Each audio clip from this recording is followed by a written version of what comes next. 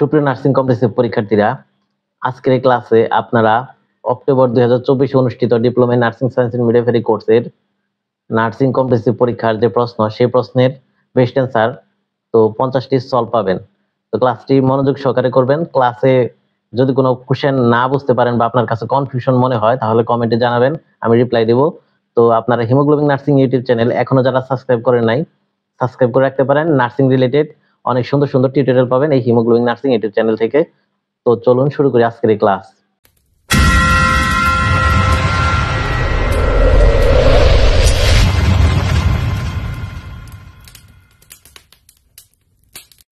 সুপ্রিয় নার্সিং কমপ্লেক্সের পরীক্ষার্থীরা, আশা করি আপনারা সকলে ভালো আছেন। তো আজকের ক্লাসে আমরা diploma in nursing science and midwifery তো অক্টোবরে হয়ে যাওয়া নার্সিং কমপ্লেক্সের পরীক্ষার প্রশ্ন সমাধান করব। তো আজকে যেহেতু আমরা শুধুমাত্র বেস্ট অ্যান্সার দেখবো, তাহলে হচ্ছে বেস্ট অ্যান্সার গুলোর মধ্যে কোন বেস্ট অ্যান্সার গুলো হচ্ছে একটু ক্রিটিক্যাল বা হচ্ছে যেগুলা মনে হতে পারে একটু কনফিউশন যুক্ত, ওগুলো হচ্ছে আমরা একটু ব্যাখ্যা সহকারে শিখবো, ঠিক আছে? তো আপনার প্রথম থেকে শেষ পর্যন্ত দেখবেন, কেননা এগুলো হচ্ছে পরবর্তী নার্সিং কমপ্লেক্সের পরীক্ষার জন্য খুবই ইম্পর্টেন্ট। তো আমরা চলে যাচ্ছি। তো বেস্ট অ্যান্সারের শুরুতে দেখেন একটি কোশ্চেন আছে যে in dengue fever vector is. তো আপনারা জানেন যে ডেঙ্গু ফিভারের ক্ষেত্রে ভেক্টর যার মাধ্যমে রোগটা ছড়ায় সেটা হচ্ছে একটা মশা, যার নাম তার এডিস। হিউম্যান ব্লাড হচ্ছে ক্ষারীয়, এটার পিএইচ আমরা জানি নরমাল 7.45 থেকে 3.5 থেকে 4.5, এটা হচ্ছে নরমাল পিএইচ। তো পিএইচ হচ্ছে যেহেতু 7 থেকে বেশি, এই জন্য হচ্ছে এটা ক্ষারীয়, অ্যালকালাইন। তারপরে 53 নম্বর কোশ্চেন দেখেন, the largest organ in the body. আমরা জানি স্কিন হচ্ছে সবচেয়ে লার্জেস্ট অর্গান, তো যেটা আমাদের বাইরে আবরণ। তারপর হচ্ছে দেখেন অ্যানেস্থেটিক ড্রাগের কথা বলছে, এটা হচ্ছে আমরা জানি থোরাসিন ডিসিজের জন্য হচ্ছে প্রোকেইন 2%, এটা মুখস্থ করতে হবে আপনাদের। তারপর হচ্ছে which bacteria do not destroy without autoclave.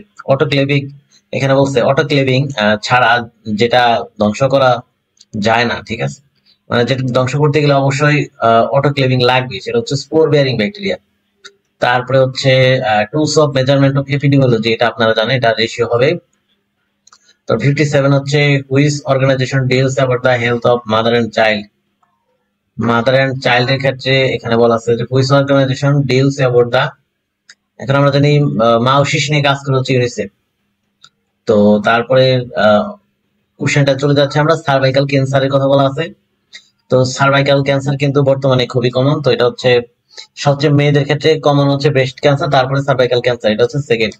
তো এই সার্ভাইকাল ক্যান্সারটা হয়, এখানে যে রিস্ক ফ্যাক্টর গুলো দেওয়া আছে তার মধ্যে সঠিক হচ্ছে আর্লি ম্যারেজ, কম বয়সী মেয়েদের সবচেয়ে বেশি এটা রিস্ক।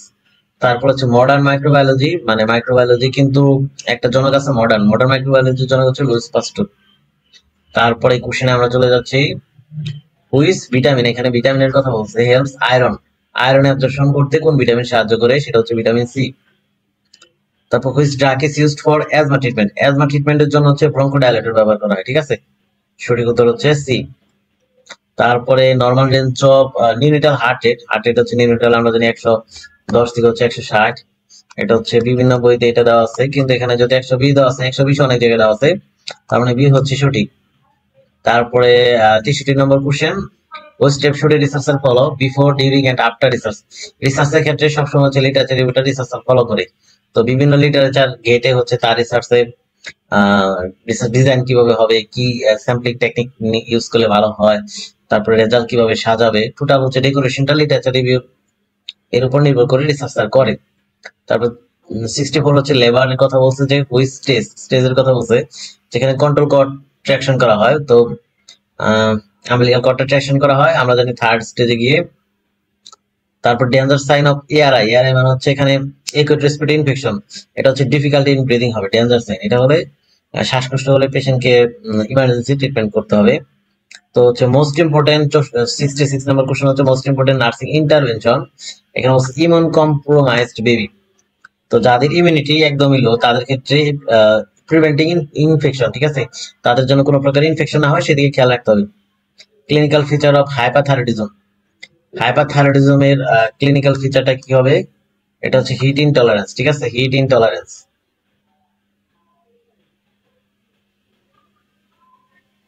আচ্ছা, পরের কোশ্চেনে চলে যাচ্ছি। পরের কোশ্চেন হচ্ছে which one is beta blocker. Beta blocker হচ্ছে প্রোপানল হবে, এর শেষে যেগুলো নলল আছে এগুলো হচ্ছে প্রোপানল। একটা উদাহরণ, এরকম আরো অনেক রয়েছে বিটা ব্লকার ড্রাগ, চেনার হচ্ছে শেষে কি নলল থাকবে। তারপরে which shock occurs in acute stage of severe burn. Severe বার্নের ক্ষেত্রে কোন শক হয়? সিভিয়ার বার্নের ক্ষেত্রে যে শক হয় সেক্ষেত্রে হচ্ছে আমরা জানি যে পানি শূন্যতা দেখা যায়, ঠিক আছে, পুড়ে গিয়ে পানি শূন্যতা দেখা গিয়ে হয় হচ্ছে হাইপোভলিমিক শক। তারপরে question 70, comfortable position for dyspnoea patient, difficulty in breathing. Dyspnoea মানে হচ্ছে ডিফিকাল্টি ইন ব্রিদিং, ঠিক আছে, এটা হচ্ছে ডিসনিয়া। তো ডিফিকাল্টি ইন ব্রিদিং এর ক্ষেত্রে পেশেন্টের প্রচন্ড শ্বাসকষ্ট হয়, শ্বাস নিতে অনেক কষ্ট হয়, এই ক্ষেত্রে পেশেন্টকে ভালো পজিশনে রাখলে তার শ্বাস নিতে সুবিধা হয়। 71 নম্বর কোশ্চেন হচ্ছে which of the following cells to stop bleeding. Bleeding stop করতে সাহায্য করে হচ্ছে ভিটামিন কে, ঠিক আছে, এটা হচ্ছে কোয়াগুলেশন ফ্যাক্টর হিসেবে কাজ করে। তো রক্ত জমাট বাঁধতে সাহায্য করে এবং কি রক্ত জমাট বাঁধার মাধ্যমে এটা হচ্ছে কি ব্লিডিং স্টপ করে। তারপর হচ্ছে বলছে lack of oxygen in blood, ব্লাডের ক্ষেত্রে হচ্ছে হাইপোক্সিয়া, ঠিক আছে, ব্লাডে যদি রক্ত মানে সরি রক্তে যদি অক্সিজেন কম থাকে তাকে বলা হাইপোক্সিয়া। ওই shock occurs due to acute severe loss of fluid. Fluid loss হলে যেটা হচ্ছে পানি শূন্যতা হয় সেটা হচ্ছে আমরা জানি হাইপোভলিমিক শক, ডি হচ্ছে সঠিক উত্তর। 74 নম্বর question which one is the common route of AIDS transmission. HIV ট্রান্সমিশনের ক্ষেত্রে কমন রুট হচ্ছে unprotected sexual contact. 75 type of culture is, type of culture is কমেন্টে জানাবেন এটা কি হবে। এটা হচ্ছে আমরা জানি কালচার দুই প্রকার, একটা হচ্ছে ম্যাটেরিয়াল আর হচ্ছে নন ম্যাটেরিয়াল। তো এখানে যেহেতু নন ম্যাটেরিয়াল আছে বি নাম্বারটা হচ্ছে সঠিক হবে। তারপর which nerve is responsible for vision, ভিশনের জন্য অপটিক, ঠিক আছে। এখানে হচ্ছে অলফ্যাক্টরি হচ্ছে গ্রান স্মেলের জন্য, ঠিক আছে। ফেসিয়াল তো জানেন ফেসিয়াল এক্সপ্রেশনের জন্য, এক্সপ্রেশনের জন্য। তারপরে অকুলোমিটার, অকুলোমিটার এগুলো হচ্ছে আপনার আই আইবল মুভমেন্ট, ঠিক আছে, এগুলো হচ্ছে আইবল মুভমেন্ট। তো এই হচ্ছে নার্ভ, এগুলোকে বলা হয় ক্রেনিয়াল নার্ভ। আমাদের হচ্ছে ক্রেনিয়াল নার্ভ হচ্ছে 12 জোড়া, 12 পেয়ার্স, ঠিক আছে। তারপরে ওভারি, ওভারি যে হরমোন প্রডিউস করে এস্ট্রোজেন এন্ড প্রোজেস্টেরন, যেহেতু এখানে এস্ট্রোজেন নাই প্রোজেস্টেরন আছে সঠিক উত্তর হচ্ছে C. Total score on the Glasgow coma scale, GC scale রয়েছে একটা, সেই স্কেলে কিন্তু টোটাল স্কোর কিন্তু 15, ঠিক আছে। এটা হচ্ছে তিনটা পার্টে ভাগ করা, আপনারা জানেন গ্লাসগো কোমা স্কেল যেটা 15 হচ্ছে টোটাল স্কোর। তারপরে কার্ডিয়াক অ্যারেস্টের ক্ষেত্রে যেটা হয় পেইন, চেস্ট পেইনটা কোথায় মানে কিসের সাথে রিলেটেড সেটা কিন্তু বা হাতে ছড়ায় পড়ে, ঠিক আছে, বা হাতে, তো লেফট হ্যান্ড হবে এটা। তারপরে হ্যাপারিন স্কট, হ্যাপারিন এটা হচ্ছে রক্ত পাতলা করে, তার মানে হচ্ছে এটা হচ্ছে অ্যান্টিকোয়াগুলেন্ট। তারপরে important management of febrile convulsion, 81 number question, febrile convulsion manage করার জন্য পারেক্টাল ডায়াজিপাম দিতে হবে, ঠিক আছে, এটা হচ্ছে পারেক্টাল। তো এটা মাথায় রাখবেন, সঠিক উত্তর বি হবে। তারপরে 82 during blood transfusion if an allergic reaction occurs what should the nurse do first, ঠিক আছে, এটা হচ্ছে during blood transfusion if an allergic reaction occurs what should the nurse do first, এটা হচ্ছে stop the transfusion immediately. Blood ট্রান্সফিউশনের ক্ষেত্রে allergic reaction যদি ঘটে what should the nurse do first, stop the transfusion immediately.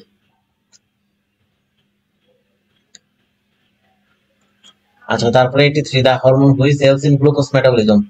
Glucose মেটাবলিজমের ক্ষেত্রে যে হরমোনটা দেখেন কাজে লাগে তো সেটা হচ্ছে কিন্তু ইনসুলিন। ইনসুলিন হচ্ছে আমাদের ব্লাড সুগার কমায়। তো ব্লাড সুগারটা যদি বেড়ে যায় তাহলে কিন্তু ইনসুলিনের কাজ কি, ইনসুলিন হচ্ছে ব্লাড সুগারটা কমায় দেয়। তো এইভাবে হচ্ছে ব্লাড গ্লুকোজ মেটাবলিজম হয় ইনসুলিনের মাধ্যমে। তারপরে which categories of micro organism is east. East হচ্ছে আমাদের ফাঙ্গাস, তো ফাঙ্গাসকে বলা হয় ফাঙ্গাই। তো সিঙ্গুলার প্লুরালের একটা ব্যাপার আছে এখানে। তো হচ্ছে during ABG analysis, ABG analysis বলতে আর্টারিয়াল ব্লাড গ্যাস অ্যানালাইসিস সময় রক্ত আমাদের হচ্ছে ধমনী থেকে কালেক্ট করতে মানে হচ্ছে আর্টারি, সঠিক উত্তর হচ্ছে এ। তারপর পেইনলেস ব্রিডিং 86 নম্বর কোশ্চেন, এটা হচ্ছে দেখা যায় কোথায়, প্লাসেন্টা প্রিভিয়াতে, ঠিক আছে। প্লাসেন্টা যদি সার্ভিক্সের ঠিক মুখের কাছে থাকে তাহলে বলা হয় প্লাসেন্টা প্রিভিয়া। তো সেক্ষেত্রে সার্ভিক্সটাকে কমপ্লিটলি প্লাসেন্টা ঢেকে দিতে পারে অথবা পার্শিয়ালি। তারপর হচ্ছে the first step to check physical examination. Physical examination আমরা জানি হচ্ছে ইন্সপেকশন, পালপেশন, অসকালটেশন, ইন্সপেকশন, কয়েকটা ধাপে হয়। এর মধ্যে হচ্ছে এখানে দেখেন সঠিক উত্তর কিন্তু এ হবে, ইন্সপেকশন। আচ্ছা, এখানে দেখেন ইন্সপেকশন দুইবার লেখা হয়ে গেছে, এটা হচ্ছে টাইপিং মিস্টেক। তো এখানে হচ্ছে অসকালটেশন আছে, আচ্ছা ইন্সপেকশন, পালপেশন, এখানে পারকাশন হবে, ঠিক আছে, পারকাশন, এটা একটা টাইপিং মিস্টেক, ঠিক আছে, পারকাশন হবে। আচ্ছা, এটা সঠিক উত্তর হচ্ছে ইন্সপেকশন। আগে দেখতে হয়, ফিজিক্যাল এক্সামিনেশনের ফার্স্ট স্টেপ হচ্ছে আগে দেখা, তারপর হচ্ছে পরের স্টেপে যেতে হয়। ইসিটির ফুল মিনিং এটা জানি আমরা, ইলেকট্রোকনভালসিভ থেরাপি। সঠিক উত্তর হচ্ছে বি। 89 হচ্ছে ডায়াবেটিক কিটোসিস অকার্স। কিটোএসিডোসিস মানে হচ্ছে মানে অ্যাসিড তৈরি হয়, ঠিক আছে, এক্ষেত্রে কিটোন ভেঙে। তো প্রথমত হচ্ছে চর্বি ভাঙে, চর্বি ভেঙে হচ্ছে কিটোন তৈরি হয়। তো এই চর্বিটা কখন ভাঙে? এটা হচ্ছে সাধারণত টাইপ 1 ডায়াবেটিস, যাদের টাইপ 1 ডায়াবেটিস যাদের, তাদের কিন্তু এই ফ্যাটটা ভাঙে। অনেক সময় দেখা যায় ইনসুলিনের ঘাটতির কারণে তো ফ্যাটটা ভেঙে এই কিটোনটা তৈরি হয়। তো এক্ষেত্রে হচ্ছে টাইপ 1 ডায়াবেটিস, আর টাইপ 1 ডায়াবেটিস কিন্তু হচ্ছে তাদের ইনসুলিন নিতে হয়। তো তারা হচ্ছে নর্মাল না, তারা হচ্ছে মানে প্রতিদিনই তাদের ইনসুলিন নিতে হয়, ইনসুলিন একদম উৎপন্ন হয় না। তো সেক্ষেত্রে পেশেন্টের যেটা হয় insulin, long term insulin therapy, আমার মনে হয় এটা হচ্ছে সি সঠিক উত্তর হবে। Patient with long term insulin therapy, কারণ হচ্ছে টাইপ 1 ডায়াবেটিস যারা, তাদের হচ্ছে ডায়াবেটিক কিটোসিডোসিস, তাদের কিন্তু হচ্ছে আপনার এই কি বলে টাইপ 1 ডায়াবেটিস এর ক্ষেত্রে কিন্তু তাদের আপনার এই ডায়াবেটিক কিটোসিডোসিস হয়, আর তাদেরই কেবল হচ্ছে ইনসুলিন থেরাপির উপর নির্ভরশীল হতে হয় লং টার্ম।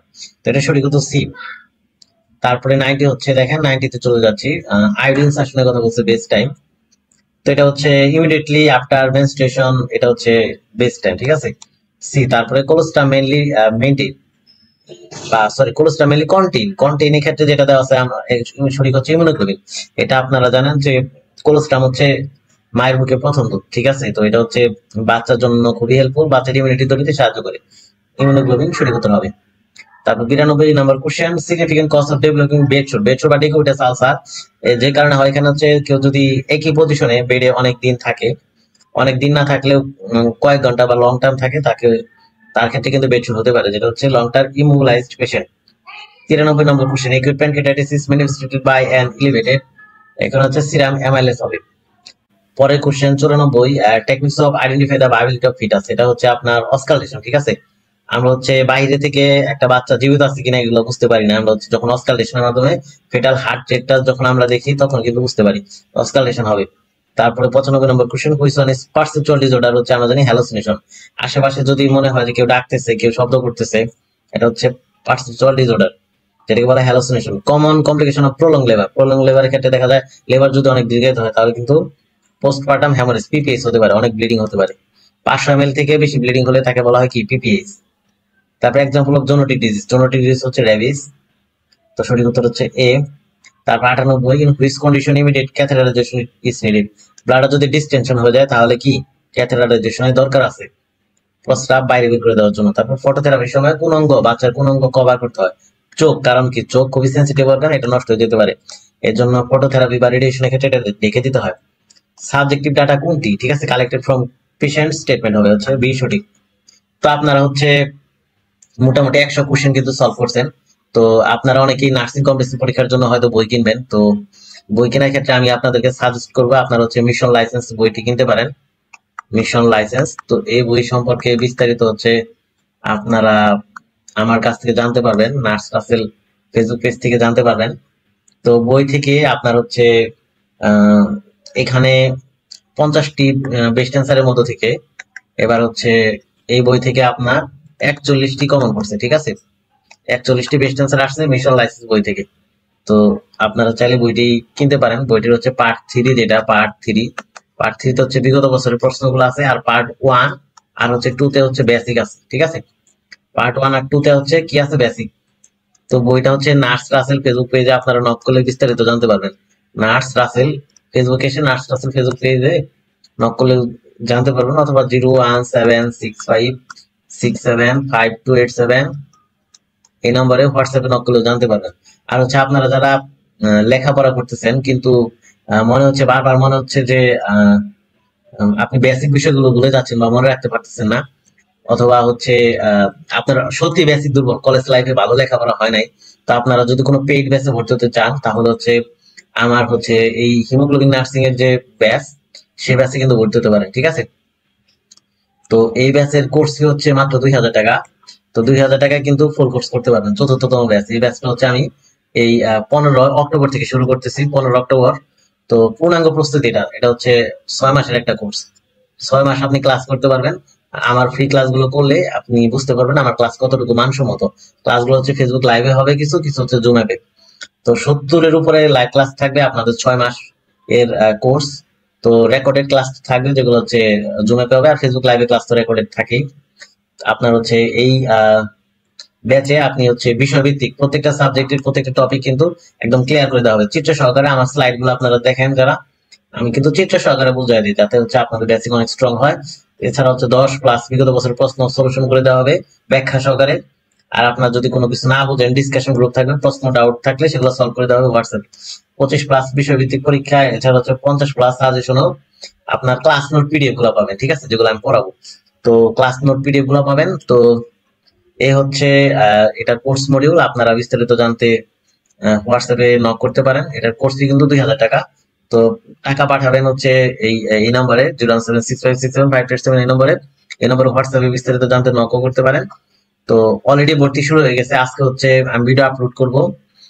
তো আজকে কিন্তু অলরেডি 6 তারিখ, 6 হচ্ছে অক্টোবর, 6 অক্টোবর 2024, ঠিক আছে। অলরেডি ভর্তি হয়ে গেছে, ভর্তি শুরু হয়ে গেছে। 15 অক্টোবর থেকে হচ্ছে 4র্থ-তম ব্যাচ শুরু হবে। যারা ভর্তি হতে চান, পেইড ব্যাচে ক্লাস করতে চান, যুক্ত হতে পারেন, ঠিক আছে। তো এর পরবর্তী আপনারা হচ্ছে ক্লাস পাবেন। আজকে হচ্ছে বেস্ট টেন্সের উপরে ক্লাস পেলেন, এরপর এমসিকিউর উপরে ক্লাস পাবেন, ঠিক আছে। সেই ক্লাস দেখার জন্য আমন্ত্রণ রইল। যারা এখনো হিমোগ্লোবিন নার্সিং ইউটিউব চ্যানেলটি সাবস্ক্রাইব করে নাই, অবশ্যই হিমোগ্লোবিন নার্সিং ইউটিউব চ্যানেলটি সাবস্ক্রাইব করে রাখবেন। তাহলে আপনি হচ্ছে নতুন নতুন আমাদের চ্যানেলে আপলোড করা ভিডিওগুলো আপনার নোটিফিকেশন চলে যাবে, আপনি সহজে দেখতে পারবেন, ঠিক আছে। তো আজকে ক্লাস যারা করলেন সবাইকে অসংখ্য ধন্যবাদ। যদি কেউ কোনো কোশ্চেনের উত্তর না বুঝে থাকেন, অবশ্যই কমেন্টে জানাবেন, আমি রিপ্লাই দিব। আল্লাহ হাফেজ।